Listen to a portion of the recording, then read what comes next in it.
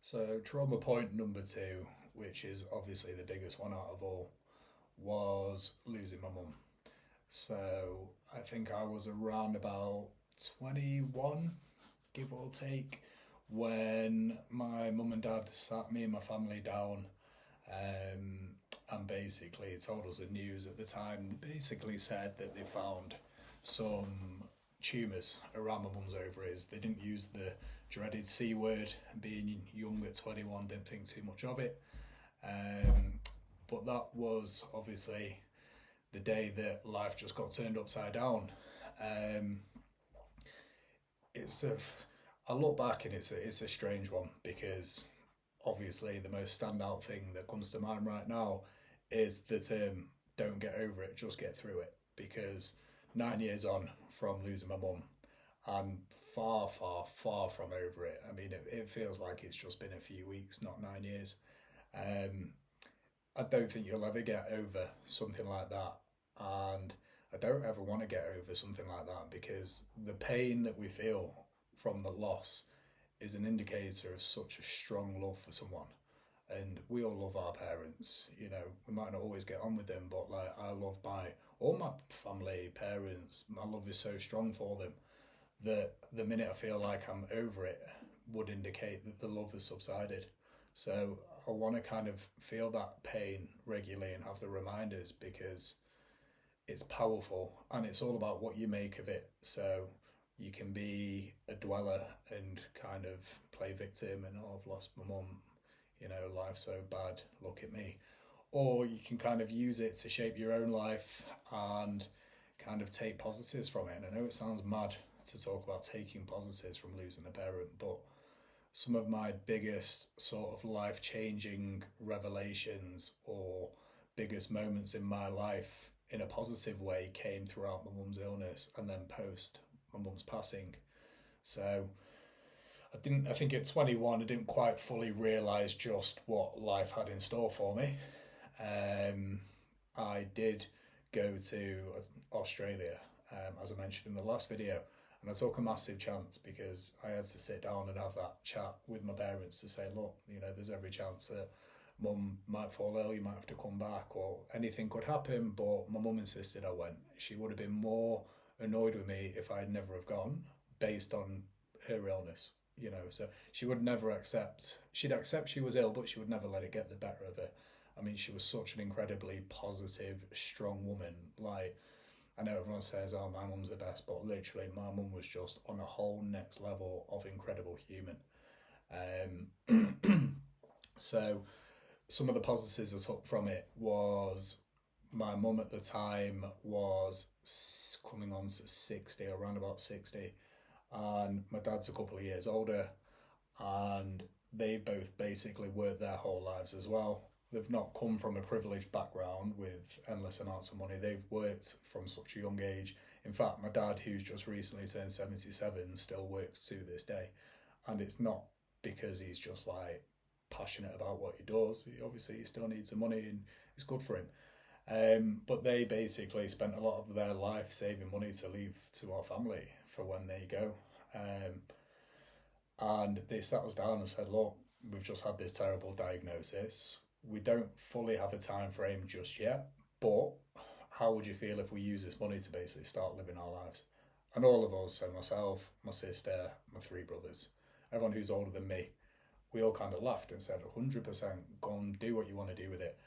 And mum and dad had a couple of years of living the most phenomenal, phenomenal life. They travelled the world. They saw so many countries. They saw the world. They just lived their life and incredible memories and incredible stories that they passed on to me and the rest of the family. And that was a big moment because it was that reality hit of like, oh shit, I don't want to wait till I'm 60 or God forbid get a bad diagnosis about something to start living my life. So that's when, on a personal level, I pulled my finger out. I think in the first or second year of diagnosis, I think I went away maybe 20 times, which isn't bad for someone who's got a fear of flying. But it gave me the kick up the arse to go and live my life and not leave it. So I'm massively thankful for that because I have basically done stuff, been to places I wouldn't have ordinarily gone if I didn't have that kick up the backside. Um, So yeah, unfortunately with ovarian cancer, you have a life you have a time frame on it. You know, it's one of those where no one really gets past the 5 to 5.5 year mark. So there's treatments that you can do to try and help, but nothing's going to cure it. Nothing's going to fix it. It's just how long you can prolong it for.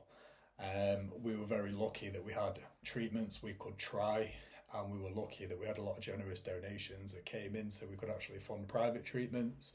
To anyone who helped with that, I'm so eternally grateful, because not only did you extend my mum's life, you extended it with quality. So the quality of life was important. But as we expected, it kind of got worse and worse and worse in the early stages. I remember my mum saying that she had two tumours around her ovaries. One was the size of an apple, and I think the other one was the size of like a pineapple. It was huge.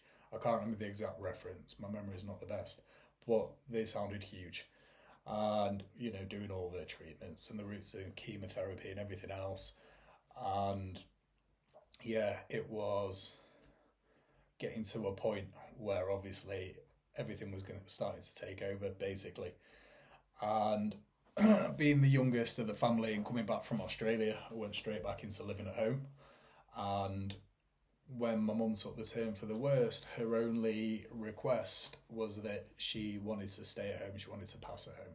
She didn't want to go to a hospital. She didn't want to go to a hospice. She wanted to stay at home. So it was all our family's responsibility. But all my brothers, my sister, they've got partners, kids.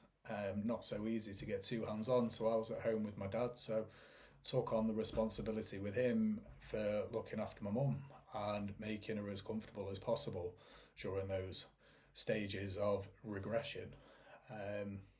And you know what? It's crazy because I remember I used to say to people, if you were to tell me everything that I was about to go through, I would have said absolutely not. There's not a chance that I'll be doing that. I would have packed my bags, moved in with a brother, and said, "Yeah, I'll be back after when it's all kind of died down." So you don't really know what you're capable of doing until you really have to do it. I mean, I think like most people, for a loved one, you do anything. Like my dad says the same, I say the same. I'm sure my whole family say the same. If I could have taken that illness from my mum, if I could have taken away that pain and that hurt and that heartbreak of everything she was about to leave behind, I would have taken it in a heartbeat all day long, no questions asked. But it was a weird kind of situation because being able to look after my mum during a time where she was effectively dying, it felt special and it felt like a privilege. It felt like for all the years that she nurtured me and cared for me, raised me to be a good person, it gave me the opportunity to give something back. And also to be there for my dad was huge, because if he would have had to have gone through that on his own, I mean, I dread to think what it would have been like. But obviously, throughout the course of, I call it the regression of it taking a turn for the worst and going a bit downhill, I obviously saw things that I wish I would never have seen. And especially at 25, 26 years old, no one should be seeing those things. I heard things that I shouldn't hear, trying to deal with and communicate with palliative nurses or people from Christie's or whatever it might be. It's a lot to take on. And again, even at that age, whilst I had my experience in Australia, it's still not a lot of life experience. And yeah, I mean, I don't really want to go into detail, not because I'm not comfortable, but I just think you don't need to kind of know every single grim detail, because the last thing I want you to think is that I'm looking for sympathy. But there were some standout moments, right? This is just to put it into perspective, kind of how tough it would have been for me. Watching my niece and nephews say their last goodbye to grandma, and them not being able to understand why they weren't going to see her again. I think my twin nephews were 5. I think my niece was 7 or 8.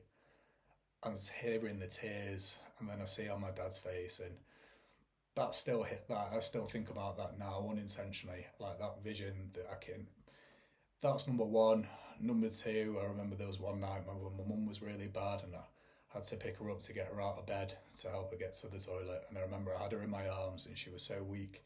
and she was in so much pain and discomfort, and she just whispered in my ear, um, please, I just want to die. I don't want to be here anymore. I can't take it anymore. And it was cruel because she was suffering. She was made to suffer. I mean, I used to compare it to like a dog. If you had a sick dog and you took it to the vet, there was nothing they could do for it. They'd put the dog down because it would be cruel to keep them alive. I mean, my mum, especially at the end, suffered big time. She didn't eat for weeks, didn't drink for weeks. She was literally just bones and a layer of skin come the end with like a few loose strands of hair on her head. And it hit everyone hard. You know, losing a parent is horrific. And you can put yourself into an absolute dark hole if you think about the future without her. Oh, she's not going to be at my wedding. She's not going to meet my future children. She's not going to see my first house. Do you know what I mean? Like, and I think it's normal to go through that stage, but if you kind of get fixated on that stage, it's going to be really dangerous. But again, it all kind of turns back to don't get over it, just get through it. Because if you try and get over a lost parent, if you've got as much love for your parent as I do for my mum, you'll never get over it. But you can get through it because life goes on. So a little adjustment in mindset and thought process, accept the shit that comes your way, embrace it, work on it, and know that things will get better. You can make such good progress. So that's a standout brief summary of trauma number 2. And then the next video will be trauma 3.